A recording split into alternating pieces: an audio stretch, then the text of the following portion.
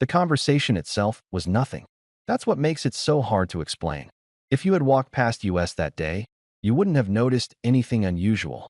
Just two coworkers standing near the break room, talking about something small, forgettable. The kind of interaction that happens 100 times a day in an office like ours. But for me, it changed everything. It was a Tuesday. I remember that because Tuesdays were always the slowest days, too far from the weekend to have any energy left, too early to start counting down to Friday. The office felt heavier on those days. Quieter, like everyone was just going through the motions. I had just poured myself coffee I didn't really need when Charles walked in. Charles was the kind of guy people noticed without him trying. Not in an obvious way, he wasn't loud or overly confident. But he had this calm presence that made people pay attention when he spoke.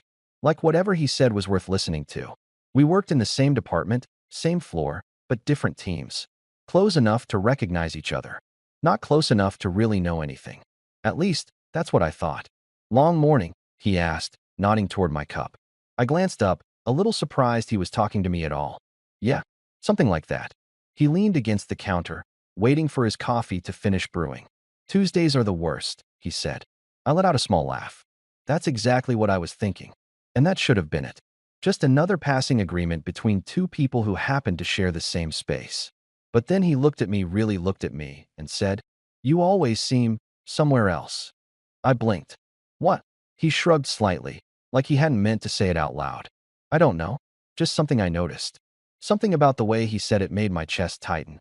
Not defensive, not uncomfortable, just seen. "I didn't realize anyone was paying that much attention," I said carefully. He smiled, but it wasn't teasing. "I pay attention more than I should." His coffee machine beeped. He reached for the cup, but he didn't leave right away. "Sorry," he added. "That probably sounded weird." "It didn't," I said quickly.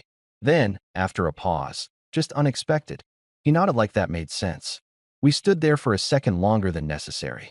Not awkward, just suspended. Then someone else walked in, and the moment broke.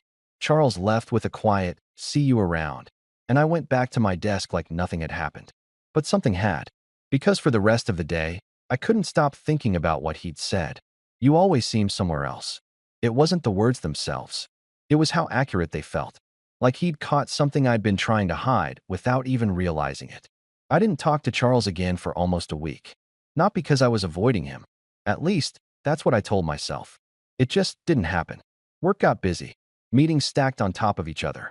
Deadlines that felt more urgent than they actually were. The usual excuses. But every time I passed the break room, I found myself slowing down just a little. Just in case. By Friday, I had almost convinced myself I'd imagined the whole thing. That I'd read too much into a random comment from someone who probably didn't think twice about it.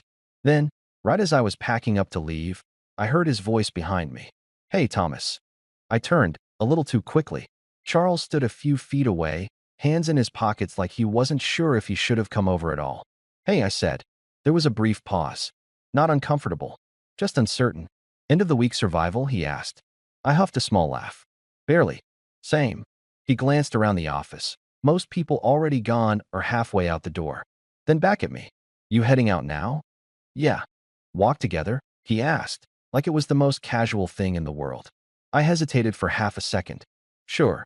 We left the building side by side, the evening air cooler than I expected. The city felt different at that hour, less rushed, more honest somehow. For a while, we just walked. No pressure to fill the silence. No forced conversation. Then he said, "Can I ask you something?" I looked at him. "You already did once." He smiled slightly. "Fair." A beat passed. "Why do you always look like you're about to say something but don't?" That caught me off guard. "I don't," I said automatically. He didn't argue. Just tilted his head slightly, like he was giving me the chance to rethink that. I exhaled. "Okay, maybe sometimes." "Why?" I shoved my hands into my pockets. "I don't know. Habit, I guess." "That's a vague answer," he said, but his tone was gentle, not pushing. I shrugged. "Some things are easier to leave unsaid." He was quiet for a moment. "Or harder to say out loud," he added. I glanced at him. There was something in his expression I couldn't quite read. Not curiosity, not judgment, understanding. And that made something shift inside me. We stopped at a crosswalk, waiting for the light to change. "I used to do that too," he said. "Used to?" I asked. "Yeah." "What changed?" He looked straight ahead, like the answer wasn't simple. I got tired of pretending it didn't matter. The light turned green.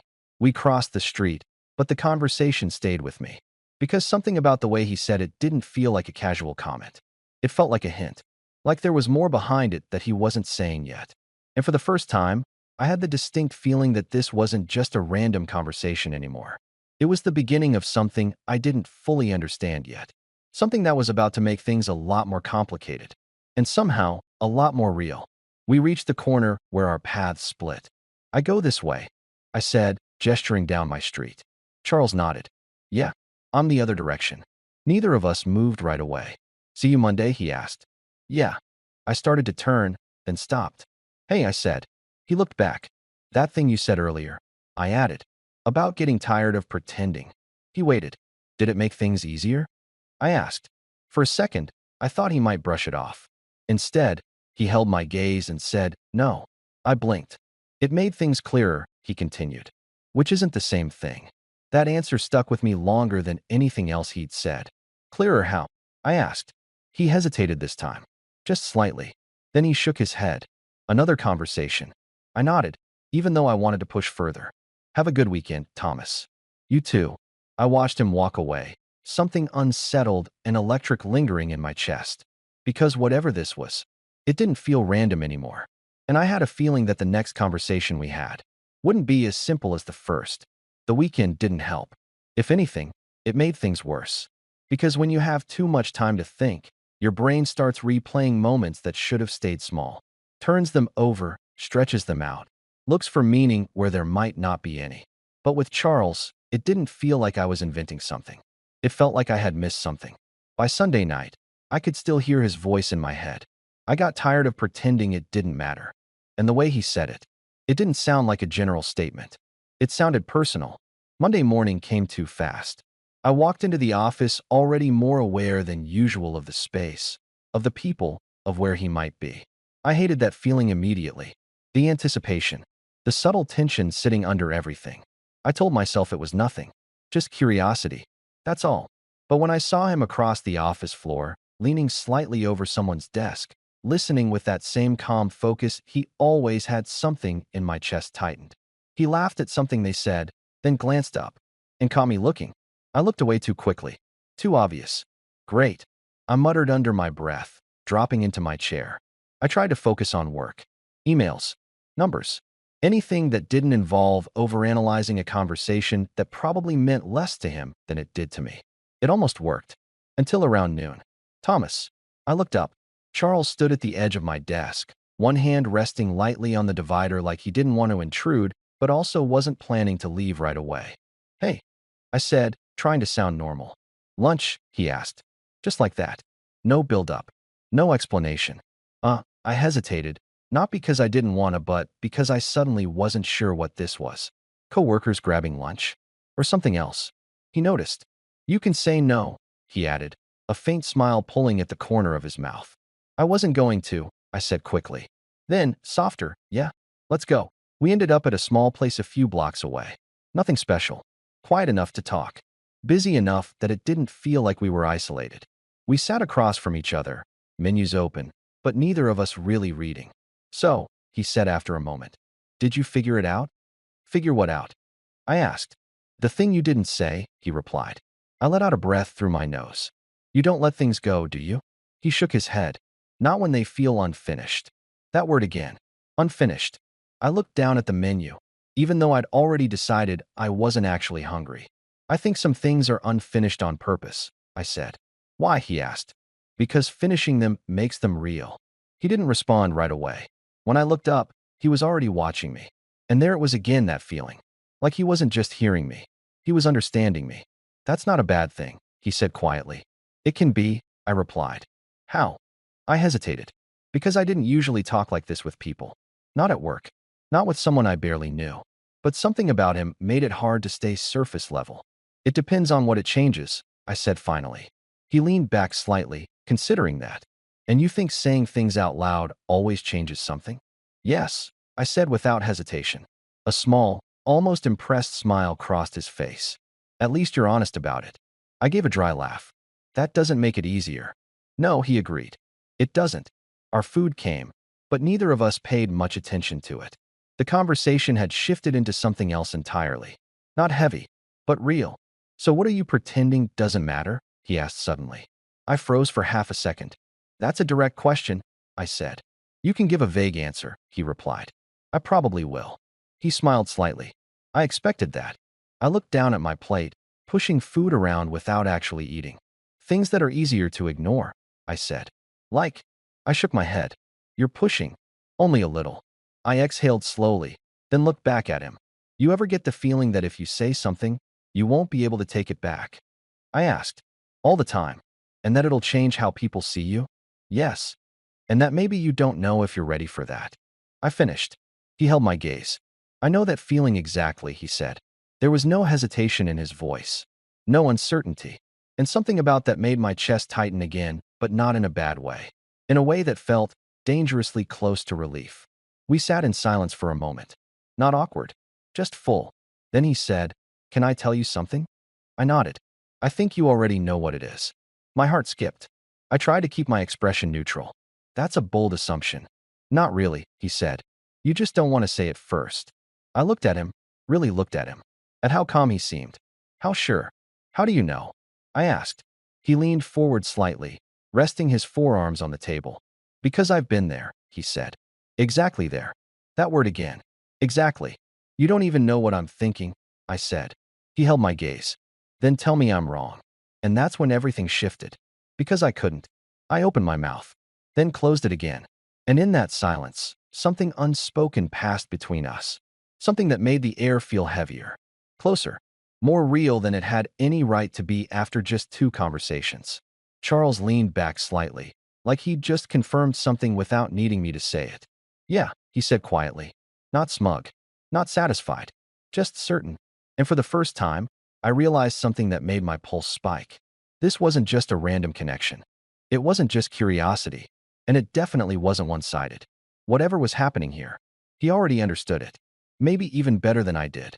On the walk back to the office, things felt different. Not awkward, not tense, but aware. Like every step carried something we hadn't said yet. "You're quiet," he noted. "I'm thinking," I replied. "About?" I glanced at him briefly. "About how you seem very sure of something you haven't actually heard me say." He nodded. "That's fair." And I prompted. "And I'm okay being wrong," he said. "If I am." That caught me off guard. "You don't sound like you think you are," I said. He smiled faintly. "I don't." I shook my head, letting out a small breath. "That's frustrating." "Why?" "Because it feels like you're having a conversation I haven't agreed to yet." He considered that, then said, "You already joined it." I stopped walking. He stopped too, turning slightly toward me. "What does that mean?" I asked. "It means," he said carefully, "you didn't walk away when you could have." The words landed heavier than I expected. Because he was right. I could have brushed him off, kept things professional, ignored the direction this was going. But I didn't. "Maybe I just wanted to understand," I said. "Maybe," he agreed. A pause. Then, softer, "Or maybe you already do." I held his gaze for a second longer than I should have, then looked away. "We should get back," I said. "Yeah." The rest of the day felt off. Not in a bad way, just different. Like everything had shifted half an inch, just enough that nothing sat quite the same anymore. I caught myself noticing him more. The way he spoke in meetings, the way he listened, the way he didn't rush his words like everyone else seemed to. And every time our eyes met, there was that same quiet understanding. Unspoken, but very much there. By the time I got home that evening, I knew one thing for sure. That random conversation from last week, it wasn't random. And whatever truth it had started to uncover, I was already in too deep to pretend it didn't matter anymore. I just didn't know yet how far it went, or what it was going to cost me once I finally said it out loud. After that lunch, things didn't go back to normal. Not even close. It wasn't like we suddenly became something defined. There were no labels, no dramatic shifts, no moment where either of us said, "This is happening." But something had already crossed a line, and we both knew it. The first change was subtle. Charles started showing up more. Not in an obvious way. He didn't hover, didn't interrupt, didn't make it look like anything had changed.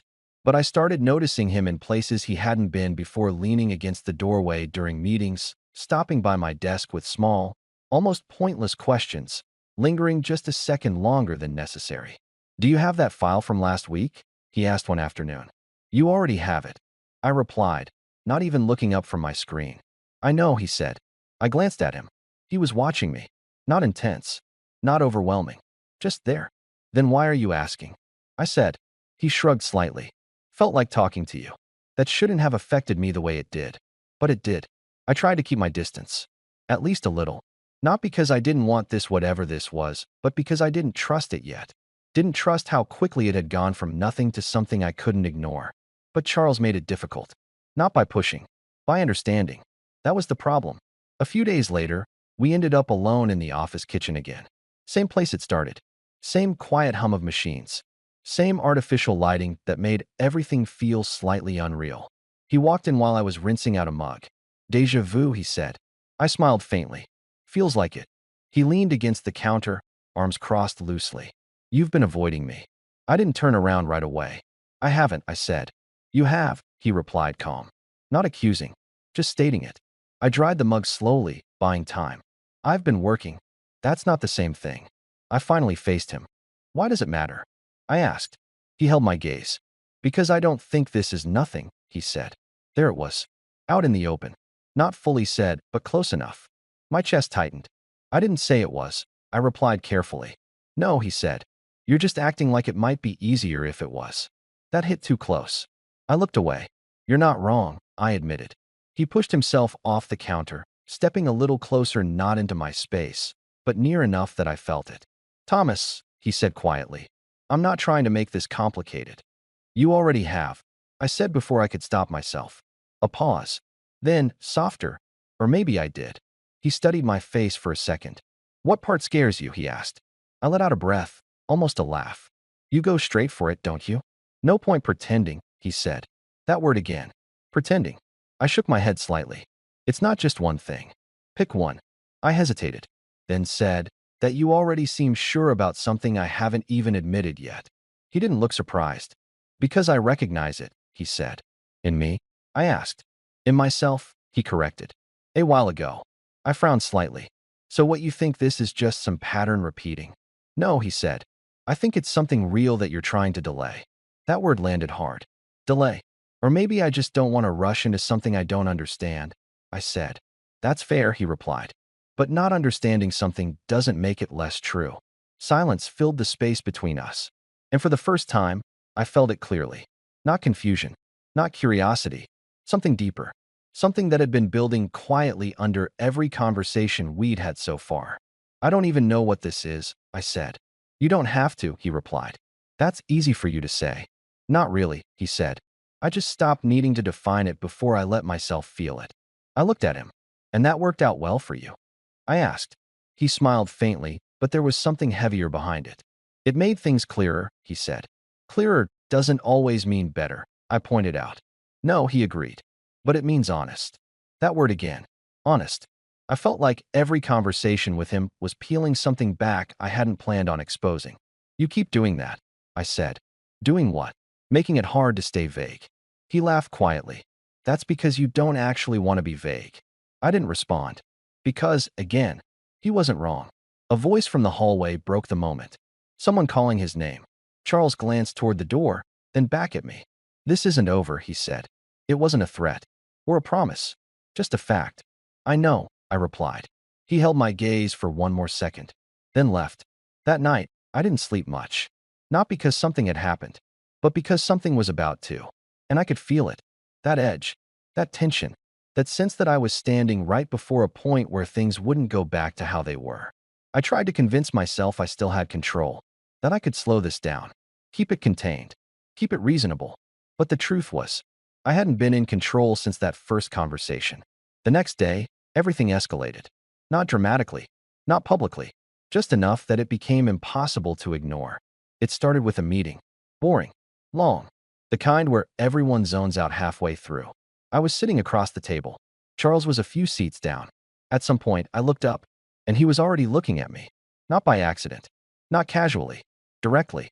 There was something different in his expression now. Not just understanding. Expectation. Like he was waiting. For what? I wasn't sure. But it made my pulse spike anyway. I looked away first. Of course I did. but I could still feel it. That awareness, that connection, that's something we hadn't said yet, but we're both already inside of.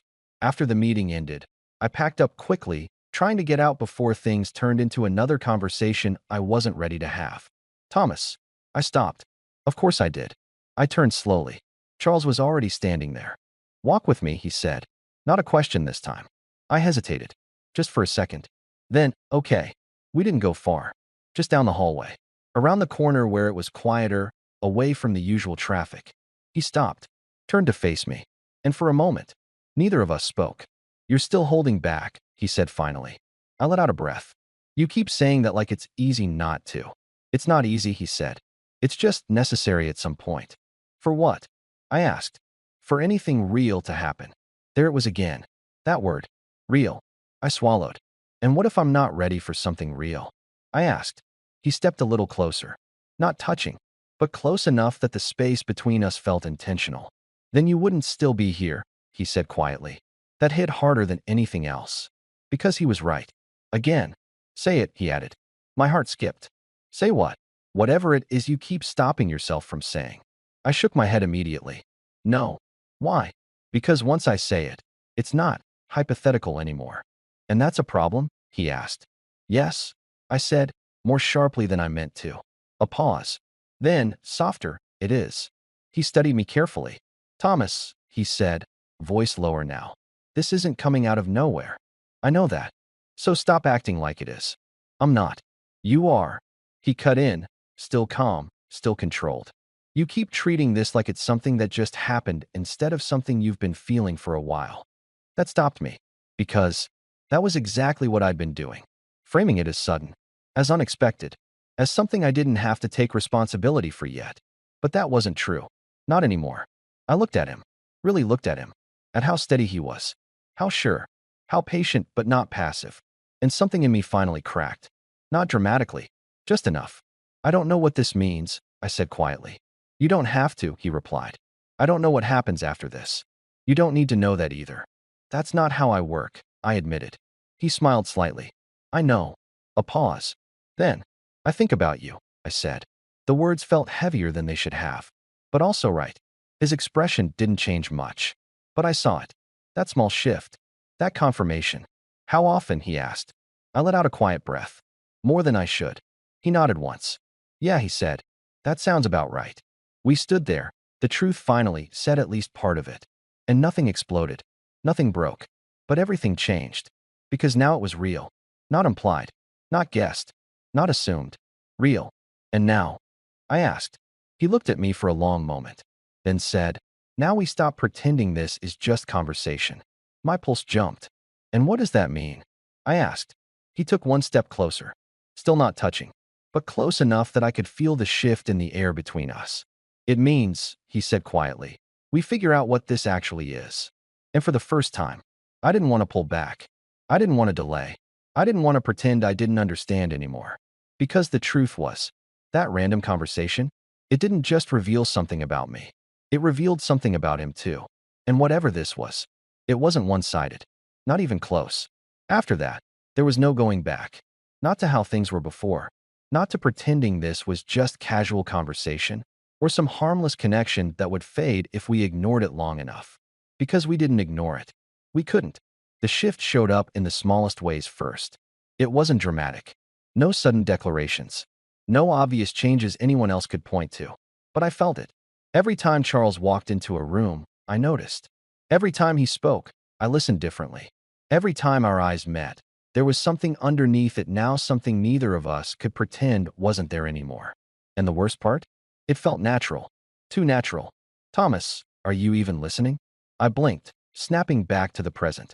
Yes, sorry, I said, straightening in my chair. Go ahead. My coworker gave me a look, but continued talking. I tried to focus. I really did. But my attention kept drifting, pulling toward the same point across the room like it had its own gravity. Charles. He wasn't even looking at me this time. Just typing something on his laptop, focused, calm, like nothing had changed. Like he hadn't just completely shifted something in my life. That almost made it worse. Later that afternoon, I found myself standing by the windows, staring out at the city without actually seeing any of it. You're doing it again. I didn't need to turn around to know it was him. Doing what? I asked, thinking too loudly. I huffed a quiet breath. Is that your new thing now? Calling me out every time I try to process something. If it helps, he said, stepping beside me. I've always noticed. I just didn't say anything before. I glanced at him. And now you do? Now I have a reason to. That landed exactly where it was meant to. We stood there for a moment, side by side, the glass reflecting both of us faintly. Do you ever regret saying things out loud? I asked. He didn't hesitate. No, not even when it complicates everything. He shrugged slightly. Things are already complicated. Saying it out loud just makes it honest. I shook my head. You really don't overthink things, do you? I do, he said. I just don't let that stop me. I looked at him again. And you think I do? I think you're very good at building reasons not to act on what you already know. That stung. Because it was true. I'm trying to be careful, I said. With what? With this? I gestured vaguely between us. With whatever this is becoming. He nodded slowly, like he understood. That's not a bad thing, he said. Just don't confuse being careful with avoiding it. I exhaled quietly. That's easy for you to say. It's not, he replied. I just made the decision faster. To what? I asked. To stop pretending this isn't something I want. The words settled heavily in the space between us. I didn't know what to say to that. Because I didn't know how to say. I wanted to. Not yet. That evening, most of the office cleared out early. Deadlines had been hit, people were tired, and one by one the lights started shutting off across the floor. I stayed. Not because I had to. Because I didn't want to go home with my thoughts just yet. You always stay this late. His voice again. Of course. I glanced over my shoulder. Sometimes. He walked closer, loosening his tie slightly. Or just today? Just today, I admitted. He nodded, like that confirmed something. Good, he said. I frowned slightly. Good. Yeah, he replied. Because I was hoping we'd talk. My chest tightened. About? I asked, even though I already knew. He leaned back against the edge of a desk, facing me fully now. About the fact that we've both been pretending to focus all day, he said. I couldn't help the small smile that slipped out. I wasn't pretending. You were, he said. Just not very convincingly. Same goes for you. Yeah, he admitted easily. Difference is, I'm not trying to hide it. Silence settled for a moment. Not awkward. Just full. You said earlier, I started slowly, that you don't want to pretend this is just conversation anymore. I did.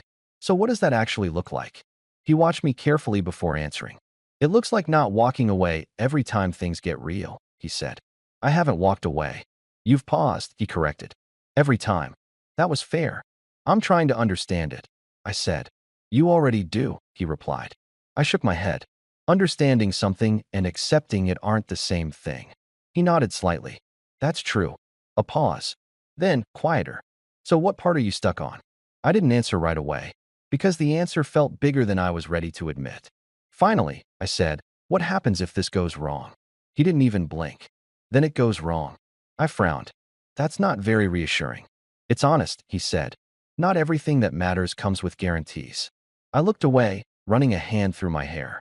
You're asking me to take a risk. I'm not asking, he said. I glanced back at him. No. He shook his head slightly. I'm just not giving you a way to pretend there isn't one. That hit harder than anything else he'd said so far. Because that's exactly what I'd been doing. Pretending there wasn't a decision to make. Pretending this could stay in that safe, undefined space forever. But it couldn't. And he knew it. Why me? I asked suddenly. The question slipped out before I could stop it. He didn't look surprised. Why not you? He replied. That's not an answer. It is, he said. You just don't like it. I frowned. Try again. He sighed lightly, then straightened a little. Because you think before you speak, he said. Because you care more than you let on. Because you notice things other people ignore. I stayed still. And, he added, voice quieter now, because when you look at me like you did in the kitchen that first time, it didn't feel casual. My pulse spiked. You noticed that? I asked. I notice everything with you, he said simply. That did it. That was the moment something in me stopped resisting. Not completely, but enough. I don't want this to stay hidden, I said carefully. He tilted his head slightly. Hidden how? Like something that only exists in these moments, I clarified. In quiet corners. After hours. Conversations that don't carry into the rest of life. He nodded slowly. Neither do I. That surprised me. I thought you were okay with just letting it be whatever it is. I am, he said. But that doesn't mean I wanted to stay invisible. I studied him for a second. And you're okay with that? I asked. If people notice? He held my gaze. Yes. No hesitation. No second guessing. Just, yes. That made my chest tighten in a completely different way. Because suddenly, the question wasn't about him anymore. It was about me. I'm not there yet, I admitted. He didn't react negatively. Didn't push. Just nodded. I know. You do? Yeah, he said. You wouldn't be hesitating this much if you were. I let out a breath. But I'm not walking away, I added. His expression shifted slightly. Something softer. I know that too, he said. We stood there for a long moment. The office quiet. The city dark outside the windows. Everything else faded into the background. Just us. And the space between us that wasn't really space anymore. Thomas, he said quietly. Yeah. Come here. It wasn't forceful. Not demanding. Just clear. I hesitated. Of course I did. One last pause. One last second of trying to hold on to the version of this that was still safe and undefined. But then, I stepped closer. Not all the way. Just enough. Close enough to feel the shift. Close enough to know this wasn't just conversation anymore. He didn't move immediately. Just looked at me. Like he was giving me the space to stop if I wanted to. I didn't. You're still thinking, he said softly. Yeah, I admitted. About what? I swallowed. About the fact that after this, things won't be the same. He nodded. They won't. A pause. Then, are you okay with that? I looked at him. At how steady he was. At how certain. At how this didn't feel rushed or reckless. Just inevitable. Yeah, I said quietly. I think I am. And for the first time since this started. I meant it. For a second, nothing happened. Not because something was missing, but because everything was already there. The tension, the understanding, the decision we'd both been circling around for days, maybe longer. And now there was no distance left to hide inside. Charles didn't rush it. That was the first thing I noticed. He didn't close the gap immediately, didn't turn the moment into something overwhelming or out of control. He just stayed there, close enough that I could feel his presence, his attention fully on me. Still okay? He asked quietly. I nodded. Yeah. My voice was steady, more steady than I expected.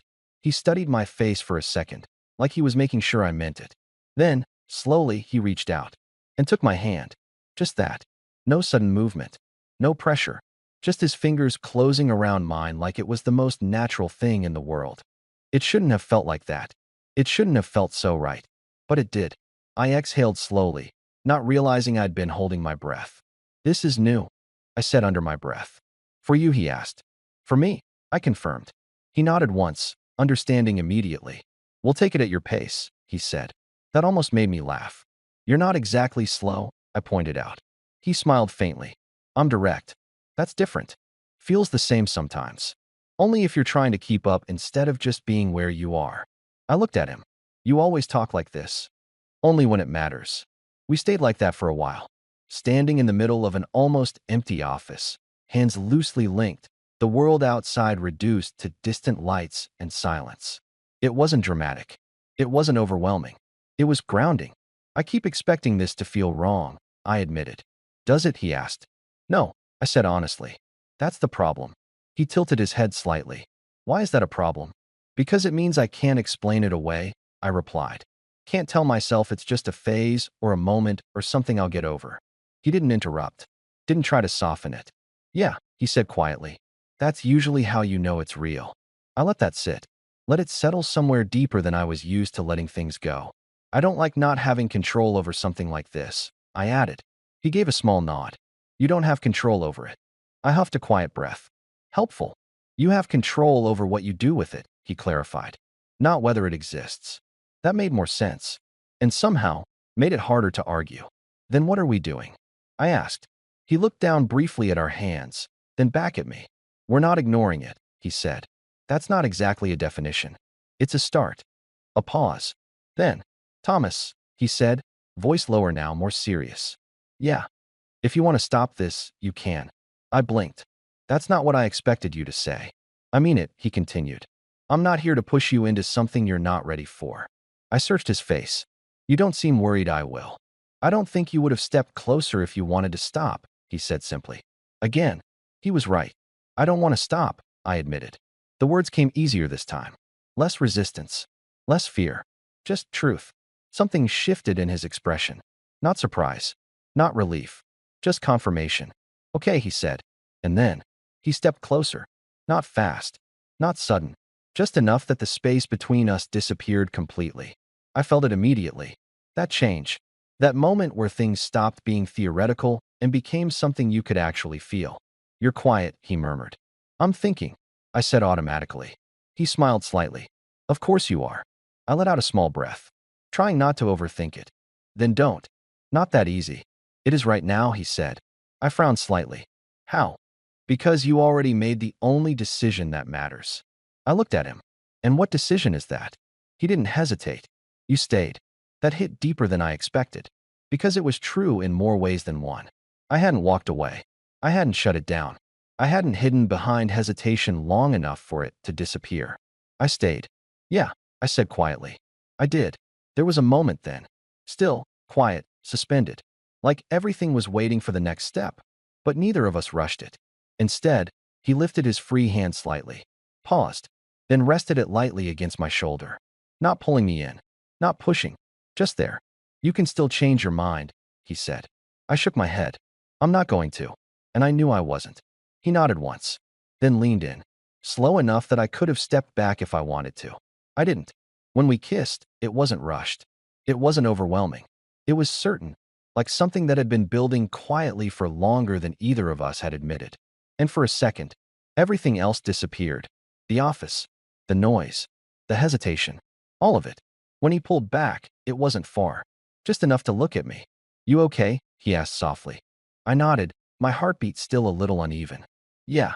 A small pause. Then, better than okay. That made him smile. Not big. Not showy. Just real. We should probably not make a habit of this here, I added, glancing around the empty office. He huffed a quiet laugh. Probably a good idea. But I'm not taking it back, I said. Good, he replied. Because I'm not either. We didn't stay much longer after that. Not because it was awkward. Because it wasn't. If anything, it felt easier. Like something had finally aligned instead of constantly pulling in different directions. As we walked out of the building together, the night air hit differently. Sharper. Clearer. More real. We didn't hold hands outside. Not yet. But we walked close. Close enough that it meant something. Close enough that I was aware of him in a way I hadn't been before. Dinner? He asked casually.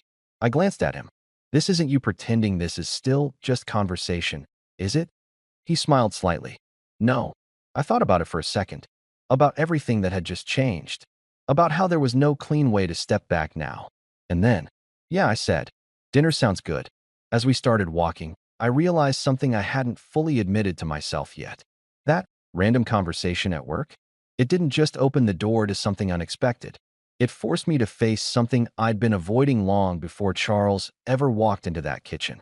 Because the truth wasn't just about him. It was about me too. About what I wanted. What I was willing to risk. And what I was finally ready to stop pretending I didn't feel. And for the first time, I wasn't trying to close that door anymore. Dinner felt normal. That was the strangest part. After everything that had just happened, I expected tension. Awkwardness. That fragile, over-aware feeling where every word carries too much weight. But it wasn't like that. We sat across from each other in a small place a few blocks from the office. Nothing fancy. Low lighting, quiet conversations around us. The kind of place where no one pays attention to anyone else. And yet, I was more aware than ever. Of him. Of myself. Of everything that had shifted between us. You're still thinking, Charles said, glancing up from the menu. I smiled faintly. Am I that obvious? Yes. I set the menu down. I thought I was doing better. You are, he said. But I can tell the difference. Between what? Between you thinking because you're curious, he said, and you thinking because you're trying to control something. I leaned back slightly. And which one is this? He didn't hesitate. Control. I exhaled quietly. Yeah, that sounds about right. The waiter came, took our orders, disappeared again. And just like that, we were back in it. That space where things were real whether I wanted them to be or not. This feels different already, I admitted. How? He asked. I thought about it for a second. Before, everything was contained, I said. Office. Conversations. Moments that could be explained away if I needed to. And now, I looked at him. Now it feels like something that actually exists. He nodded slowly. Because it does. That word again. Exists. Simple. Heavy. Impossible to ignore. Are you worried about that? He asked. I shook my head slightly. Not worried. A pause. Just aware. Of what? Of the fact that this isn't casual, I said. Not for me. He held my gaze. It's not casual for me either. No hesitation. No ambiguity. Just clear. That should have made things easier. In a way, it did. But it also made everything feel more real. More serious. More important. I don't usually do this, I said. He tilted his head slightly. Do what? Let things shift this fast. He smiled faintly. It doesn't feel fast to me. I frowned. It doesn't. He shook his head. No. Why? Because I noticed it before you did. That caught me off guard. You did? Yeah, he said simply. You just didn't say anything yet. I leaned back slightly, processing that. So you've just been waiting? Not waiting, he corrected. Watching. For what? For you to stop pretending you didn't feel it. I huffed a quiet breath. You make that sound simple. It wasn't, he said. You're just very good at hiding things from yourself. I couldn't even argue with that. Was it obvious? I asked. To me? Yeah. To anyone else? He shook his head. No. You don't give that much away. That was reassuring. And also not. Good, I said quietly. Why good? Because I'm not ready for this to be public, I admitted. He nodded. No judgment. I figured. You're okay with that. For now, he said. For now. I repeated. He met my eyes. I'm not going to hide you, he said. But I'm also not going to force you into something you're not ready for. That balance. That understanding. That was new. And I felt it. Thank you, I said quietly. He didn't make a big deal out of it. Just nodded once. Our food came, breaking the intensity for a while. We talked about normal things after that. Work. Random stories. Things that had nothing to do with us. But even then, everything felt different. Because underneath every word, every glance, every pause, there was something else now. Something real. At one point, he smiled at something I said, and I caught myself staring for a second too long. He noticed. Of course he did. What? He asked. I shook my head slightly. Nothing. Thomas. I hesitated. Then, honest. This is weird. He raised an eyebrow slightly. Weird how? I'm not used to looking at someone and knowing something's changed, I said. Like, there's no going back to how I saw you before. He held my gaze. That a bad thing? I thought about it. Then shook my head. No, I said quietly. Just new. After dinner, we didn't rush off. We walked. No destination. No plan. Just moving through the city, side by side. At some point, our hands brushed. Once. Twice. Then, he let his fingers rest against mine. Not fully holding. Not pulling away either. Just there. I felt the shift immediately. My instinct was to overthink it. To decide whether it meant something. To analyze whether I was ready for that step. But then I remembered what he said earlier. You stayed. So instead of pulling back, I let my hand settle against his. That was it. No big moment. No dramatic change. Just a quiet decision. He didn't say anything. Just glanced at me briefly. And I saw it. That same small, real smile from earlier. You're getting better at not overthinking, he said. Don't push it, I replied. He laughed softly. We kept walking like that. Close. Connected. Not hidden. But not obvious either. Just ours. At some point, we stopped near a quieter street. The noise of the city faded slightly, replaced by something calmer. Thomas, he said. Yeah. You okay with this? I knew what he meant. Not just the moment. All of it. I took a breath. And for once, I didn't overanalyze the answer. Yeah, I said. I am. He nodded. And that was enough. Later, when I got home, the silence felt different. Not empty. Not heavy. Just still. I sat on the edge of my bed, staring at nothing in particular, replaying everything that had happened. The conversation. The office. Dinner. The way my hand had fit naturally with his. And that's when it hit me. This wasn't just something unexpected anymore. It wasn't just that random conversation. It was a turning point. Because that conversation at work didn't just reveal a truth. It forced me to stop avoiding it. And now, there was no going back to not knowing. Only forward. And the real question wasn't what this is. Not anymore. It was how far I'm willing to go with it. The next morning felt different. Not in some dramatic, life-altering way.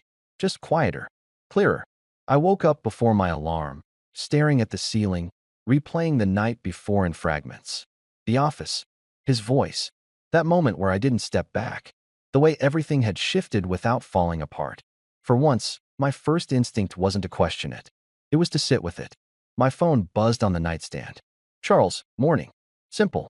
No overthinking. No hidden meaning. Just there. I stared at it for a second longer than necessary. Then typed back. Me, morning. I hesitated. Then added. Me. About last night. 3 dots appeared almost immediately. Charles, yeah? I exhaled slowly. Me. I don't regret it. The reply came faster this time. Charles, good. A pause. Then, Charles, neither do I. Something in my chest settled. Not excitement. Not nerves. Something steadier. Work felt different too. Not because anything obvious had changed, but because I knew something had. When I walked in, everything looked the same. Same desks. Same people. Same routine. But I wasn't seeing it the same way. Morning, Thomas. Morning. Did you finish that report? Yeah, I sent it last night. Normal. Everything was normal. Until I saw him. Charles was at his desk, talking to someone, focused, composed. He glanced up briefly, and our eyes met. Just for a second. No reaction. No visible shift. Nothing anyone else would notice. But I felt it. That quiet understanding. That awareness that didn't need to be explained. He looked back down at his work. And somehow, that made it easier. We didn't talk right away. No messages. No unnecessary interactions. Just distance. Intentional. Controlled. And I appreciated that. More than I expected. Around midday, I found myself back in the kitchen. Same place everything started. You always come here when you're thinking. I didn't turn around. Or maybe I just like coffee. I replied. He stepped in beside me. You don't drink it that often. I glanced at him. You've been paying attention. I told you, he said. I noticed things. A small pause. Then, how are you, he asked. Not casual. Not surface level. I thought about it. Good, I said. Better than I expected. He nodded slightly. Same. Another pause. Then, you're not avoiding me today, he said.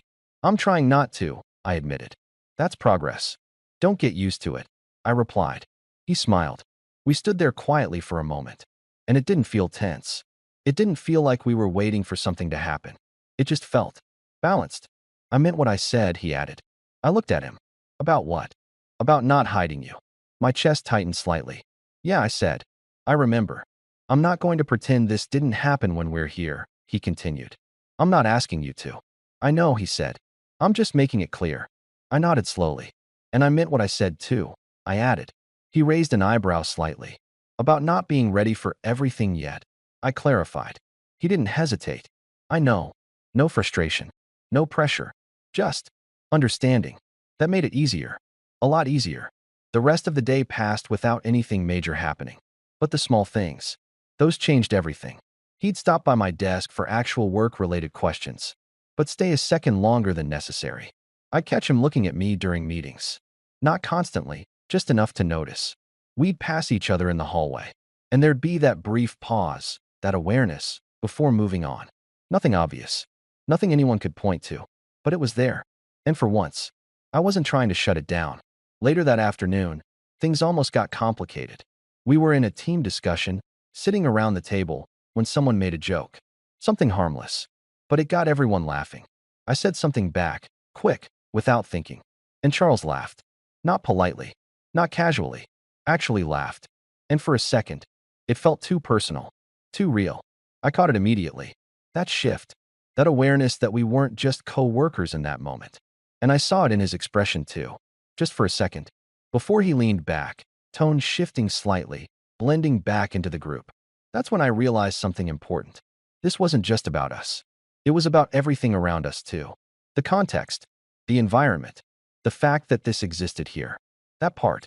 That was going to take time. After work, we didn't leave together. Not intentionally. It just happened that way. I packed up slowly. He was still at his desk. We didn't look at each other. Didn't say anything. But when I stepped outside, he was already there, leaning casually against the wall, like he'd been waiting without making it obvious. I raised an eyebrow slightly. Coincidence? Sure, he said. I smiled faintly. Right. We started walking. Side by side. No rush. No pressure. Today was interesting, I said. How so, he asked. I didn't expect it to feel this normal, I admitted. He nodded. That's usually a good sign. Or a dangerous one. He glanced at me. Why dangerous? Because it makes it easier to keep going. And that's a problem? He asked. I thought about it. About everything that had already changed. About how easily I could keep moving forward without fully stopping to question it. No, I said finally. Not a problem. We walked in silence for a bit after that. Comfortable. Easy. Then, Thomas, he said. Yeah. This doesn't have to be complicated. I looked at him. It already is, I replied. He shook his head slightly. No, he said. It just feels like it is because you're thinking 5 steps ahead. That's how I work. I know, he said. But maybe don't. Not right now. I exhaled slowly. Just take it as it comes. I asked. Yeah. A pause. Then, I can try that. He smiled. That's all I'm asking. We stopped at a corner where our paths split. For a second, neither of us moved. So tomorrow, he asked. I looked at him. At work? He smirked slightly. That too. I hesitated. Then, yeah, I said. Tomorrow. I turned to leave. Then paused. Looked back. He was still there. Watching me. Not intensely. Not overwhelmingly. Just there.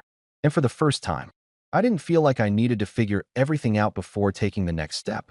Because the truth was, that random conversation, it didn't just reveal something unexpected. It changed how I moved forward. And now, I wasn't standing still anymore. I was already in it. It didn't happen all at once. There was no single moment where everything clicked into place and suddenly made perfect sense. It was slower than that. Quieter. A few weeks passed, and somewhere in between normal workdays, shared lunches, and those small, intentional moments that only we seemed to notice, things settled, not into something predictable, but into something real. We didn't rush it. That mattered.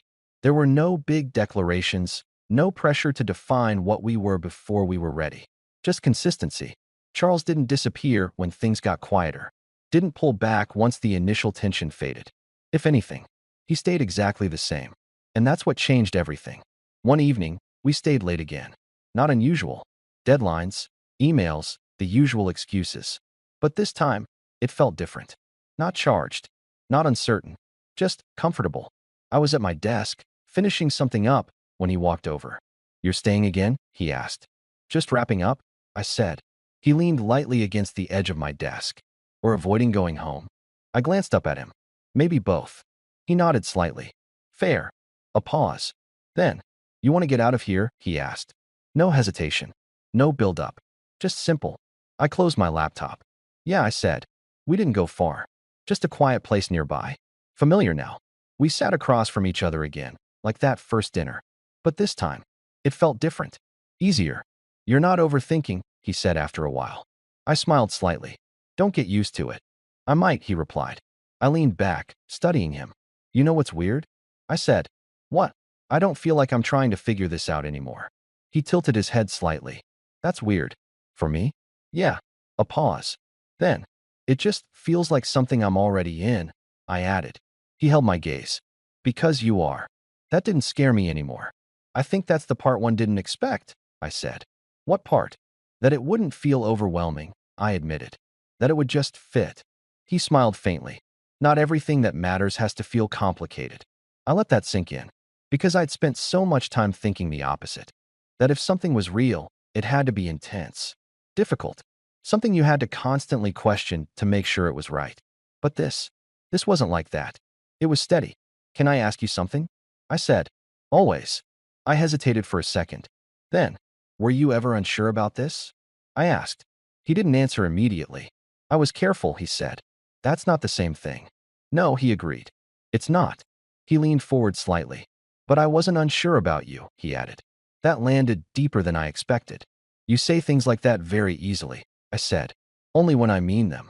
I looked down briefly, then back at him. I think I needed time to catch up, I admitted. To what? To something you already knew, I said. He nodded. Yeah, he said quietly. I figured. A pause. Then, you caught up, he added. I smiled slightly. Yeah, I said. I think I did. We didn't say much after that. Didn't need to.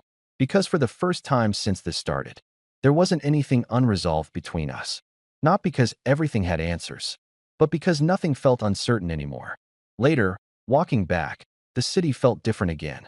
Not sharper this time. Just familiar.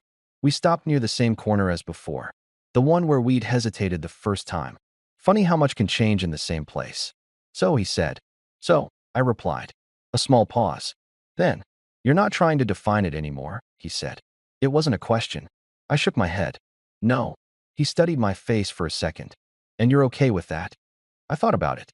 About everything that had led here. That random conversation. The hesitation.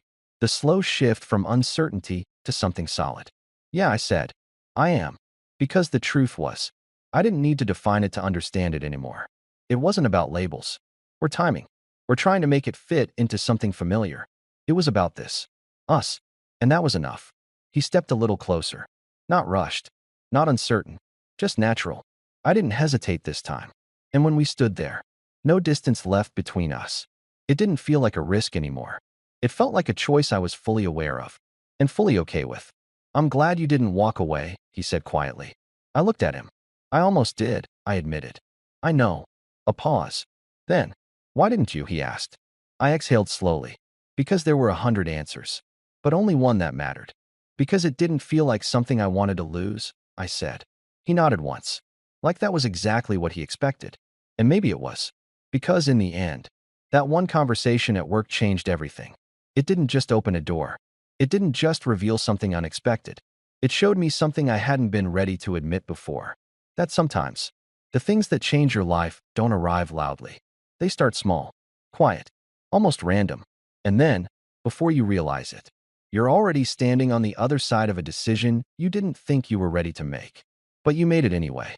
And for once, you don't want to take it back.